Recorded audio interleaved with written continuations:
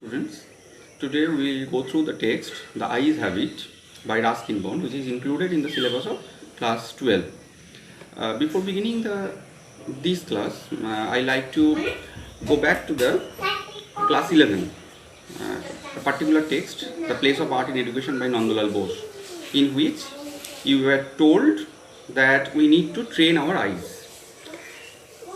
The text was taken from a particular book named Vision and Creation.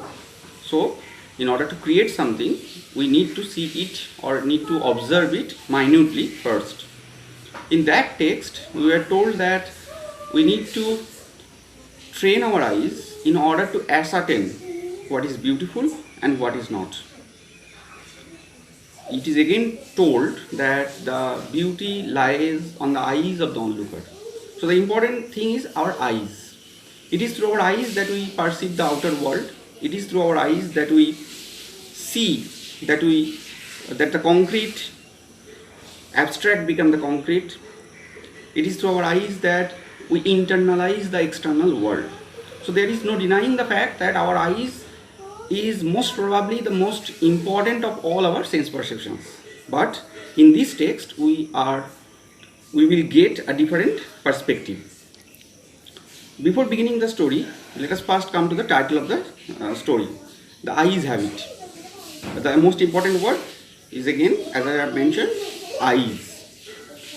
But here the eyes are not effective, or ineffective, or useless. This is a short story, and like all other short story, the twist comes at the end. Rabindranath ঠাকুর যেমন বলেছিলেন, অন্তরে অতৃপ্তি রবে, সাঙ্গ করি মনে হবে, শেষ হয়ে হইল না শেষ. So the story ends or has an open ending. A story has two aspects. One is form, another is content. Form means the structure, how the story is told, and the content is the storyline or what is told. In this story, both these two aspects are very much important. The story is built upon irony. And what is irony? Irony is a figure of speech in which there is a discrepancy between what is said and what is meant. There are different types of irony: cosmic irony, dramatic irony, verbal irony. In this case, there is a situational irony in which a situation turns out to be contrary to our expectations. The story is told in the first person by an unnamed narrator. This much we know, that the narrator was blind. He was devoid of the power of eyesight. But his blindness is not an obstacle. Though he was blind, it is through his eyes that we are introduced to his world, to the things that were happening around him, to other characters. He was alone after Rohana. There are three names of three stations. And all these three stations are very much important for MCQ type question. The first one is Rohana, the second one is Saharanpur, and the third one is Dehradun. The narrator was alone after Rohana. Then he was joined by a girl, a co-passenger, the girl. Though she was blind, the narrator did not have knowledge of it. The narrator tried to hide his blindness from that girl without knowing that she too was blind. The girl too tried to hide her blindness from the narrator, and this is where the situational irony lies. The situation turns out contrary to our expectation. Neither of them expected that the other one is blind. The girl was seen off by her parents. The narrator was very keen in listening to the things that were told to the girl. The girl was instructed by her mother not to lean out of window, not to speak with strangers, and where to keep her luggage.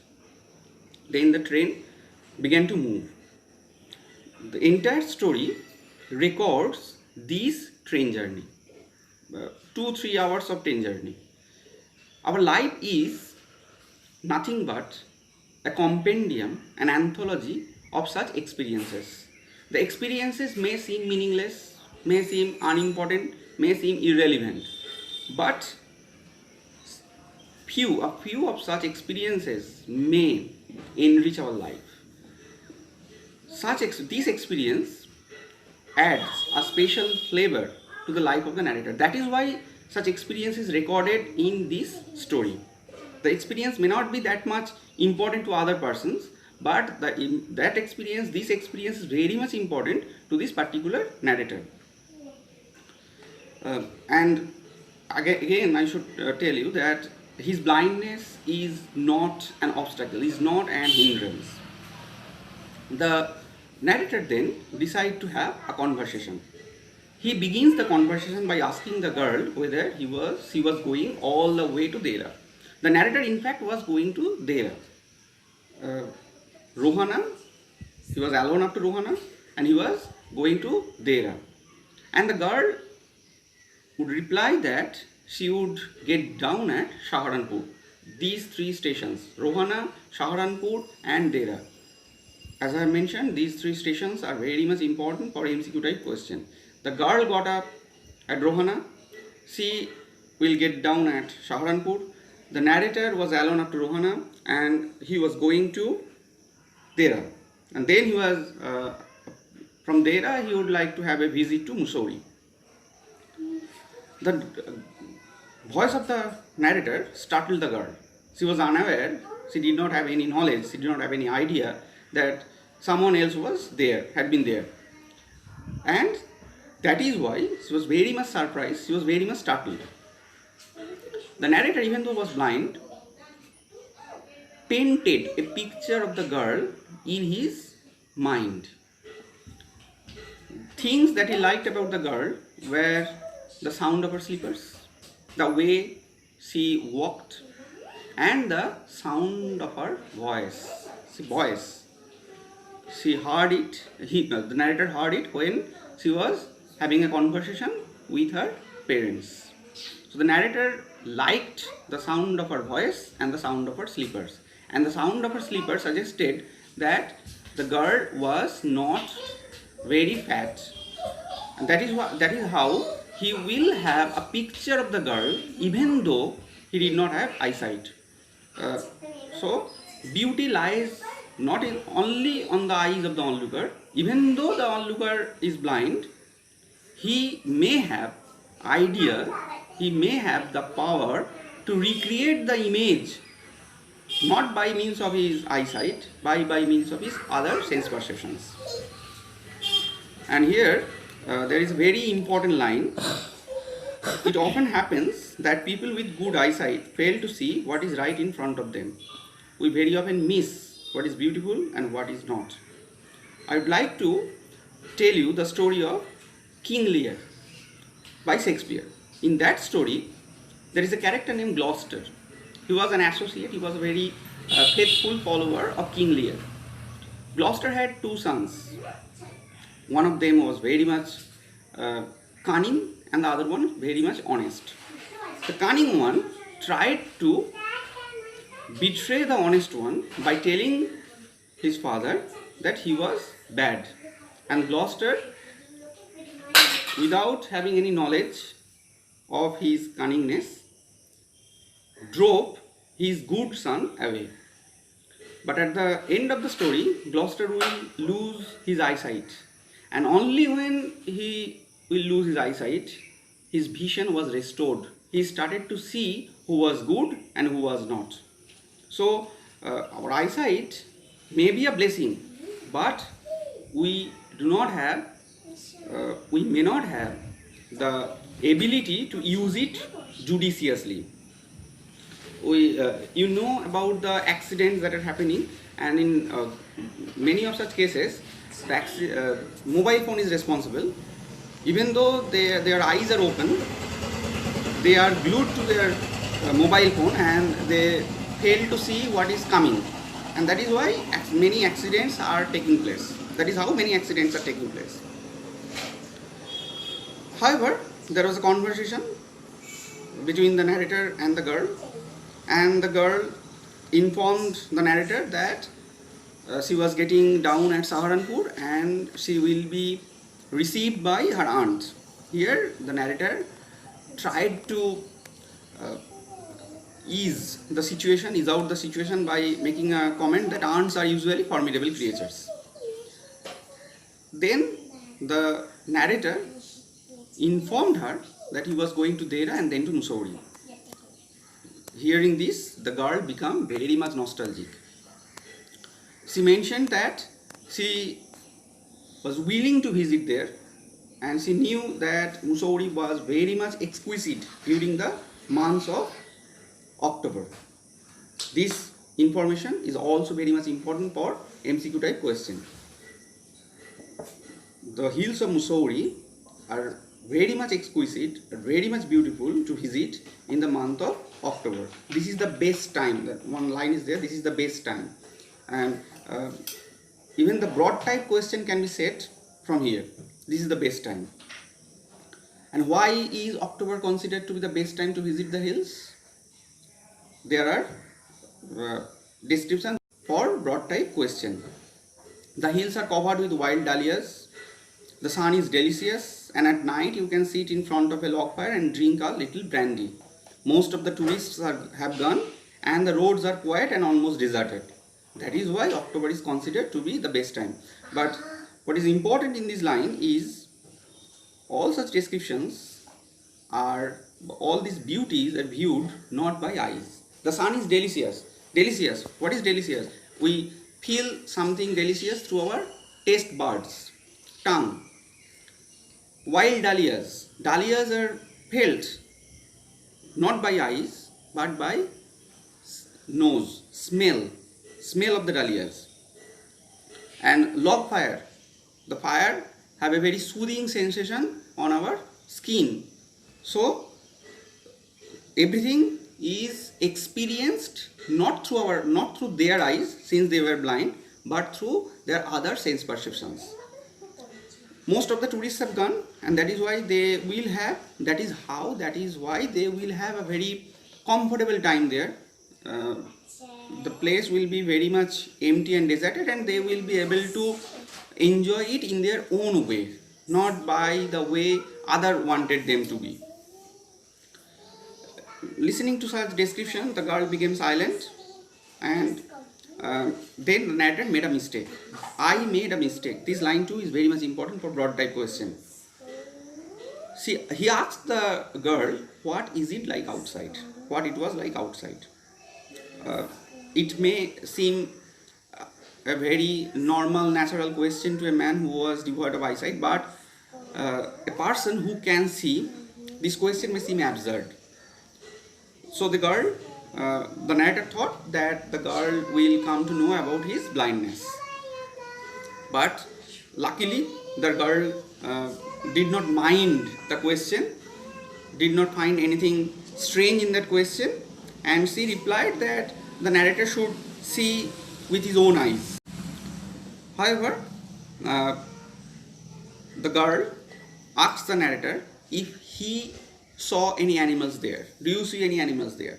And the narrator was very much confident in answering that there was no animal there, because he knew that all the animals that lived in the forest of Dera were vanished, left.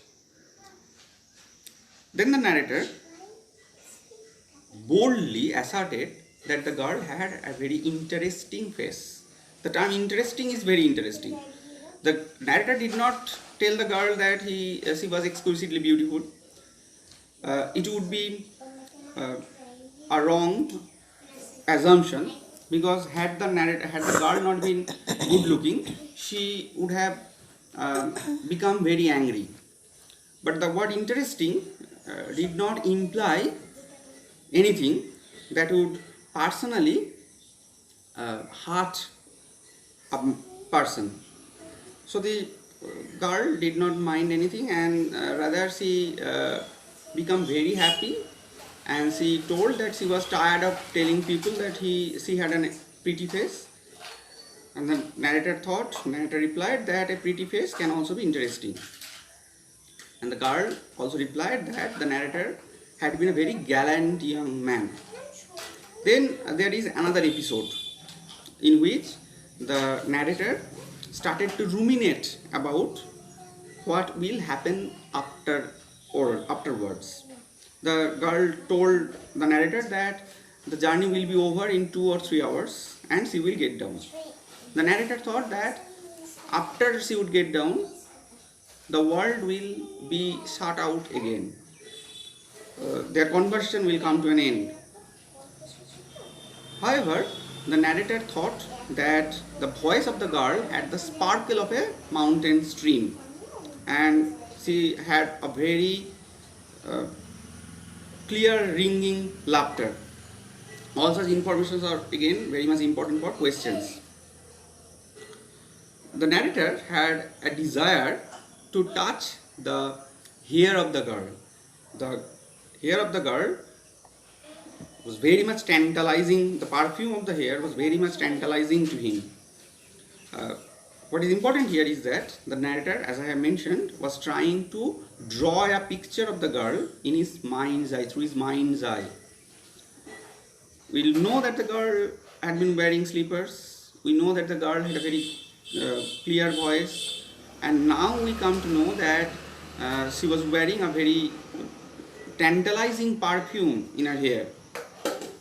However, the train journey came to an end, and the girl got down at Saharanpur. But when she was getting down at Saharanpur, there was a collision between the girl and another passenger who was coming into the train, who was entering into the train. And that third person will enter into the reverie of the narrator. He is a representative of the reality. The narrator and the girl had so far been very much nostalgic. They were imagining, they experienced their lives through their imagination, power of imagination. But now the reality creeps in, real world creeps in, and that person mocks at the narrator by saying that perhaps he had been silent because he was not as much beautiful as the girl who got down. The narrator asked that third person that cut it short, but the man replied that he did not notice notice the hair of the girl. Rather, what he noticed was her eyes. Her eyes were beautiful, but they were of no use to her. And at this point, the story ends with the suggestion that the narrator too was not able to continue the ruse, continue his guessing game with that man, because that man will come to know that this man is blind. So here we should say that in spite of not having their eyesight, both the narrator and the girl had displayed courage, determination, and above all self-confidence. The girl, in spite of being blind, was journeying, was not afraid to continue the journey, was not afraid to participate in that journey. So in spite of being blind, they were determined, very much determined, they were very much courageous, and they were very much self-independent. And these three qualities are very much essential for the survival of anyone, not just those who are blind, but everyone. Here the story ends, and regarding the questions, you should focus on the line, "This is the best time." A broad type question can be said from there. The instructions delivered by the mother to the girl, very much important place for broad type question. Then I made a mistake. What was the mistake? How was it rectified? What was the reply of the girl? Very much important place for broad type question. Then third person, encounter with the third person. What happened? What reply did he give? What question did the narrator ask? This is very much important for a broad type question. Thank you.